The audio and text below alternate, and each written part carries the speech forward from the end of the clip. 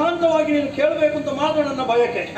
ಅಮ್ಮ ಏನಮ್ಮ ಇದು? ಏನು ಸೊಬಗು, ಏನು ಭಿನ್ನಾಣ, ಏನು ವಯ್ಯಾರ. ಹೌದಪ್ಪ, ಕೊನೆ ಆಗಬಾರ್ದು ಅಂತ ನನ್ನ ಬಯಕೆ. ಅಮ್ಮ ಏನಲ್ಲ, ನಾನು ನಂಬಿಕೊಂಡು ಬಂದದ್ದು ಹೇಗೆ, ಈ ಪ್ರಪಂಚ 14ಕ್ಕೂ ಕೂಡ ನೀನು ತಾಯಿ ಎಂಬ ಹಾಗೆ ಅಲ್ವಾ. ಮದುವೆ ಆಗದಿದ್ರು ಕೂಡ ತಾಯಿ ಆಗಲಿಕ್ಕೆ ಏನು ಅಡ್ಡಿ ಇಲ್ವಲ್ಲ.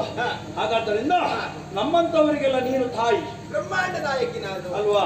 ಹೋಗಿ ಹೋಗಿ ಈ ಕಾಡಿನಲ್ಲಿ ಕೂತ್ಕೊಳ್ಳುದ, ಇದು ಧೀ ಶಕ್ತಿ. ಒಂದು ಯಾವ ಶಕ್ತಿ ಎಲ್ಲಿ ಬೇಕಾದ್ರೂ ಕೂತ್ಕೊಳ್ಬಹುದು. ಆ ಧೀಯನ್ನು ಉಪಯೋಗಿಸಿಕೊಂಡು ಕೂತ್ರೆ ಒಳ್ಳೇದಲ್ಲ. ಏನು ಕಾಡಿಯ ಮನೆಯಾಗಬಾರದೆ.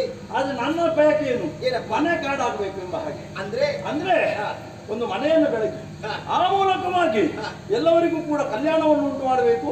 ಆ ಮೂಲಕವಾಗಿ ನಿನಗೂ ಒಂದು ಕಲ್ಯಾಣ ಆಗಬೇಕು ಅಂತ ನನ್ನ ಬಯಕೆ. ಕತ್ತಲಿತ ಮನೆ ಒಳ್ಳೆಯದೇ ಅಲ್ಲಲ್ಲ, ಕತ್ತಲೆ ನೀರು ಅಂದ್ರೆ ಬೆಳಕಾಗ್ತದೆ. ಹೌದು, ನೀನು ಲೋಕಕ್ಕೆಲ್ಲ ತಾಯಿ. ನಮ್ಮ ಶುಂಭಾಕ್ಯ ಅವನಿಗೂ ತಾಯಿ, ನನ್ನ ಅರಸ ಅಲ್ಲಲ್ಲ, ಅವ ನಮಗೆ ಅಪ್ಪ. ನಮಗೆ ಮಾತ್ರ ಅಲ್ಲ, 14 ಲೋಕಕ್ಕೆ ಅಪ್ಪ ಅವ. ನನಗೆ ಆಗಲಿಲ್ಲ ಅದು ಆಗಬೇಕು ಅಂತ. ಅದಕ್ಕೆ ಬೇಕಾಗಿ ಅಪ್ಪ ಮತ್ತು ಅಮ್ಮ ಬೇರೆ ಬೇರೆ ಈ ಕಡೆ ಇರುವುದು ಒಳ್ಳೇದಲ್ಲ. ಇದು ಯಾರ ವಿಷಯ ಮಾತಾಡ, ನಾನು ನಿನ್ನ ವಿಷಯ ಮಾತಾಡ. ಹಾಗಾಗಿ ನಾನು ಬಂದದ್ದು ಅದಕ್ಕೆ ಬೇಕಾಗಿ.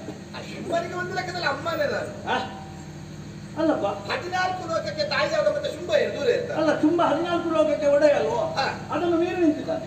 ಇಬ್ರು ಮೀರಿ ನಿಂತಿದ್ದಾರೆ ಅಂತಾರೆ. ಮೀರಿದವರು ಒಟ್ಟಿಗೆ ಅಂದ್ರೆ ಒಳ್ಳೆದಲ್ಲ. ನಿಮ್ಮ ಕಲ್ಪನೆ ಕಲ್ಪನೆ ಸಾಕಾರ ಆಗಲಿ ಎನ್ನುವಂತಹದ್ದೇ ನಮ್ಮದು. ಬೇರೆ ಬೇರೆಯವರೆಲ್ಲ ಬಂದ್ರಂತೆ, ಸವಾಲನ್ನೇ ಸಗಿದ್ರಂತೆ, ನೀನು ಅದನ್ನ ಎಲ್ಲವನ್ನ ಬದಿಗಿಟ್ಟು ಶೂನ್ಯನ್ನೇ ಬಯಸಿದ್ರು ಅಂತ ಮಾತ್ರ ಬದುಕಿದವ ಅಲ್ವಾ. ಸುಗ್ರೀವ ಸ್ವಾಮಿ ಅಮ್ಮ ಬದುಕಬೇಕು ಅಲ್ವಾ. ಅದು ಒಂದುಂಟು ಎಂತದ್ದು ಮಾತಾಡುದು. ಹುಡುಗರು ಹುಡುಗರೇ ಹಾಗೆ ತಲೆ ತುಂಬಾ ಒಟ್ಟು ಕಲಿಬೇಕಾದನ್ನ ಕಲಿಯುವುದಿಲ್ಲ, ಬೇಡದ್ದೆಲ್ಲ ಕಲಿತಾರೆ. ನೋಡಿ ನನ್ನನ್ನು ನೋಡಿ, ತಲೆ ಕಲಿತು ಬಂದಿದ್ದೇನೆ. ಈಗ ನಿನ್ನ ನೋಡುವಾಗ ಅನಿಸುದು ಕಲ್ತದ್ದು ಸಾಕಾಗಲಿಲ್ಲ ಅಂತ. ಒಂದು ನೀನು ನಮ್ಮ ಅರಮನೆಗೆ ಬಂದ್ರೆ ನಿನ್ನ ಒಂದು ಶಿಷ್ಯತ್ವವನ್ನು ಸ್ವೀಕರಿಸಿ ಒಂದು ಕಲಿಯುವ ಪರಿ ನೋಡ್ಬೇಕಮ್ಮ. ಮತ್ತೆ ನೀನು ಪಾಠ ಮಾಡ್ತೀಯಲ್ಲ. ಹೌದಪ್ಪ, ನನಗೆ ಪಾಠ ಮಾಡುದು ನನಗೆ ಈ ಉದ್ಯೋಗ ಬಿಟ್ರೆ, ಮಂತ್ರಿಯ ಉದ್ಯೋಗ ಬಿಟ್ರೆ ನನಗೆ ಮತ್ತೆ ಆಗುದು ಪಾಠ ಮಾಡುವ ಉದ್ಯೋಗ. ಹಾಗಾದ್ದರಿಂದ ಅಮ್ಮ ನೋಡಿ, ಮಣಿರಥವನ್ನು, ಚಿನ್ನದ ರಥವನ್ನು ತಂದಿದ್ದೇನೆ. ಉಳಿದವರೆಲ್ಲ ಬೇಡ, ಕೋಟಿ ದೈತ್ಯರೆಗಳೆಲ್ಲ ಬೇಡ, ನಾನೇ ಕೋಟಿ. ನಾನೇ ಹೆಗಲಿಗೆ ಹೆಗಲು ಕೊಟ್ಟು ನಿನ್ನನ್ನು ಆ ಚಿನ್ನದ ರಥದಲ್ಲಿ ಕುಳ್ಳಿರಿಸಿ ಶೋಣಿತೆಗೆ ಮೆರವಣಿಗೆಯಲ್ಲಿ ಕರ್ಕೊಂಡು ಹೋಗಿ. ನೋಡಿ, ನಮ್ಮ ಮಂಗಳಾಂಗಿಯರು, ಅಕ್ಕಸರು, ರಾಕ್ಷಸಿಯರು, ಅವರೆಲ್ಲ ಮಂಗಳಾಂಗಿಯರು ಒಂದು ಕಲಶ ಕನ್ನಡಿಯನ್ನು ಹಿಡ್ಕೊಂಡು ಒಂದು ಮಂಗಳಾರತಿಯನ್ನು ಬೆಳಗಿ ಮೆರವಣಿಗೆಯಲ್ಲಿ ಶೋಣಿತೆಗೆ ಹೋಗಿ ಮಾಡಿಸುವ ಅವರೆಲ್ಲ ಭಜನೆಯ ಕಲಿಗಳು. ಹಾಗಾದ್ದರಿಂದ ಭಜನೆಯ ಮೂಲಕವಾಗಿ ನಿನ್ನನ್ನು ಕರ್ಕೊಂಡು ಹೋಗಿ ಒಂದು ಮದುವೆಯನ್ನು ಮಾಡಿಸಿ ನನಗೆ ನಿನ್ನಲ್ಲಿ ಒಂದು ಕಲಿಬೇಕು ಅಂತ ಉಂಟು. ಹಾಗಾದ್ದರಿಂದ ದಯಮಾಡಿ ಚಿತ್ತೈಸಬೇಕು.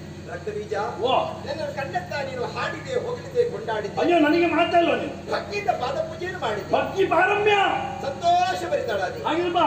ಆದ್ರೆ ಮುಂದಪ್ಪ ಏನಮ್ಮ ಹಣದ ವಿಚಾರಕ್ಕೆ ಇನ್ನ ಒಡೆಯ ವಿರಕ್ಕಾಗಿ ಬರಬೇಕಿತ್ತು. ಅದರ ಮೊದಲು ಅಲ್ಪರ ಅಂತ ನಿಮ್ಮನ್ನೆಲ್ಲ ಕಳುಹಿಸಿಕೊಟ್ಟ ರಣ ಹೇಳಿ ಅರಮನೆ ಒಳಗೆ ಕುಳಿತು ಬಂದಿದ್ದಾರಲ್ಲ ನಿಮ್ಮ ಒಡೆಯರೊಬ್ಬ ಶಂಡ.